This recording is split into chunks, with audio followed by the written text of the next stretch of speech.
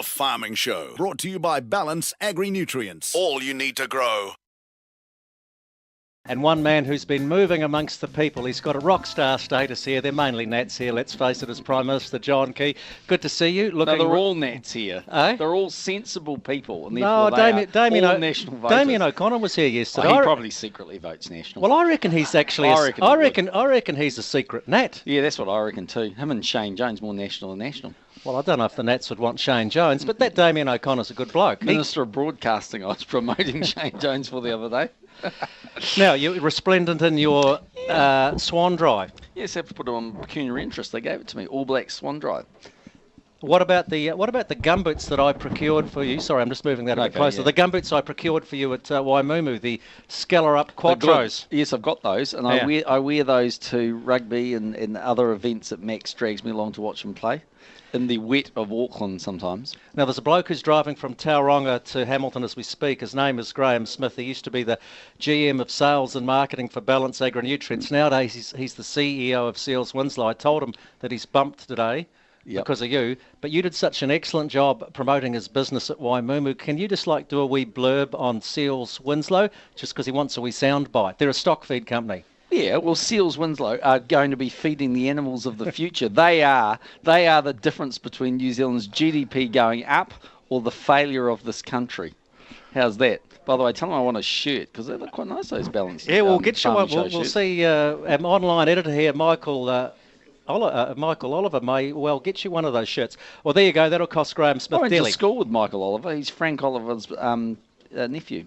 Probably not the same, but remember Frank when he was the All Black? Yeah, too right. Anton Oliver's son, isn't it? Dad. Your dad, yeah, sorry. Now, I'm going to accuse you of dishonesty on the Farming Show today. Apparently, you're not playing golf off a fair handicap. I am. What is your official handicap? Are you on the golf website? No. It'd be in the high 20s when you and I play. You shot a 91 at Jack's Point. I shot an 80-something the other day. Yeah, but 90, and the same day, Don Cheadle, the guy who came over for the NZPGA, he shot 91. Justin Marshall and Jeff Wilson shot more than you. Yeah, I was playing with Jeff Wilson. He has got a mean drive. He was telling me he was playing off a 3, but he just couldn't hold it all together. I tell you what, though, there's a bit of a slice there. So if he puts too much power into it, it goes at right angles. It's quite dangerous standing right on the tee box with him. And he actually nearly killed a sheep. I know that was politically incorrect, doing that with a golf ball at 200 miles an hour, but honestly, he teed off and the sheep just got clocked, basically.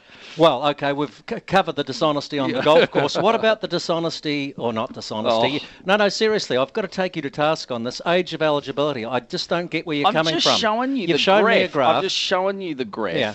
Look, basically the long and short of it is, firstly, no one wants to put up the age before 2020, right? So, and they want to go 2 months a year. But isn't that shutting the the stable door once the horse is bolted? Well, my point is, no one's wandering around having that discussion today. So it is not going to make a blind bit of difference for the economy or the accounts if you're not lifting the age before 2020. So it makes no difference. Even then, the Retirement Commissioner is saying do it over 12 years, I think, out to 2032. Right, so that's the first thing. The second thing is that there are two parts that she is talking about, and everyone is out there talking about her recommendation to lift the age. That makes a difference, and it's about 0.7% of GDP. So, yeah, it makes a difference. But to give you an idea, we've saved about 3% of GDP just in some of the changes we've done recently. So it's a saving, but it's not as significant as people think. If you really want to make a difference, you have to decouple the payment we make away from average wages. In other words, pay less and probably means test it.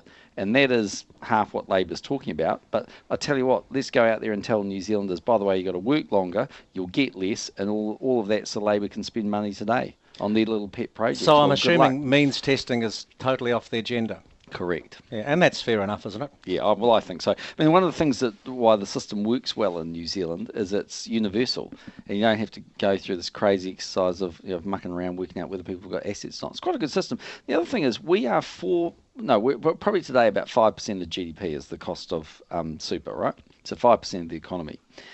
At the height, we'll be 8%. Germany's 10.5% today, and we are the 7th least expensive in the OECD. What do you mean at the height? Surely it's just going to continue onwards and upwards as the population gets No, older. because there's a bulge.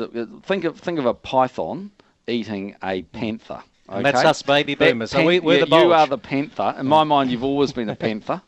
And that you are just working your way through the python's tummy. So when it come out the other end, those baby boomers go. It doesn't carry on forever, you know.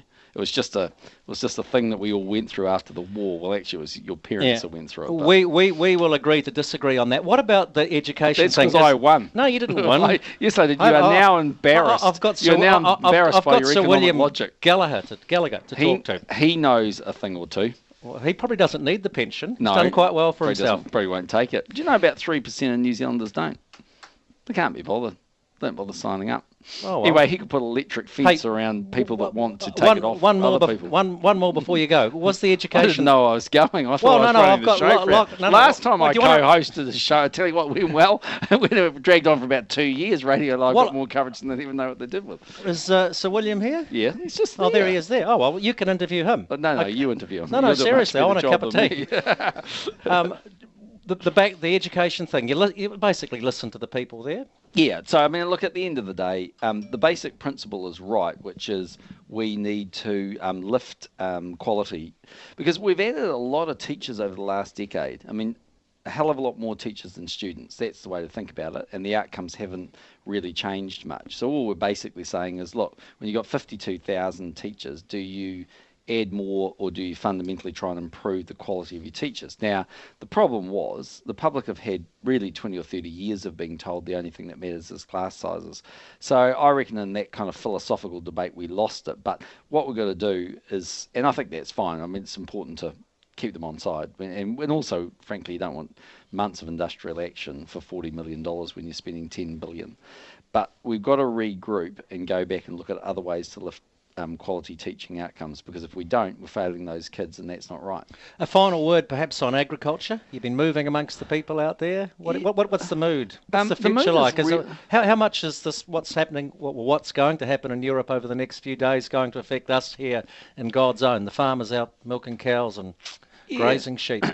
Personally, I think Greece is going to vote for austerity in the weekend, and so the money will keep going. If they don't, they're definitely going to be booted out of the euro.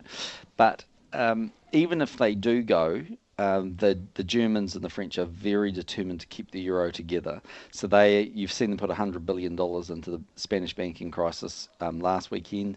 So I don't think Europe is going to explode in some sort of cataclysmic type event. I think what you are going to see is just a long period of it being very slow. And that's a bit of a problem. But look, in terms of Asia, that's still holding up reasonably well. The Chinese were seeing us on Monday, still pretty positive. And David Carter opened the show on Wednesday, and I was just talking about it before. He was saying the same thing. Look, farmers are very confident, and I think rightfully so. The long-term outlook is just outstanding. As people get wealthier, they buy protein. And the only one thing that's worth looking at probably in the budget is a very interesting graph in there. It says, here are the middle income people around the world. Looks at kind of Europe and everywhere else, pretty much static, with one exception, which is Asia. So Asia goes from 500 million middle income people today. In 18 years' time, it's 3 billion. So it's six-fold increase. And you've got, that is a lot of people buying products off the land in New Zealand. So frankly, it's just got to be a growth industry. Okay, thanks for your time, John Key. I know you've got to move amongst the people, and we'll look forward to hosting you at Royal Otago. Well, it's called Balmacewen. Yes, well, I'm very looking forward to being down there in Balmacewen, and that on the handicap differential, you'll a stroke a hole you owe me. You'll be playing off about a 14. A stroke dishonesty from the Prime Minister. You realise you'll get booed out of the clubhouse if you shoot something in the low 80s on a 24. Mate, I don't get booed out. I don't get booed out of the clubhouse. No, you possibly wouldn't at Balmacewen. There's a few ACT voters up there. I will be thanked for dealing to you, and it's a shot a hole, and you can give me that half of that sheep that you boy have you eaten it yet? They haven't paid for it yet. Oh, well, that's the problem. This is the Greece way of doing business, isn't it? Hey, hang on. I don't want the country to know that I bought half a lamb at a National Party fundraiser in Gore. I didn't say where it was. No.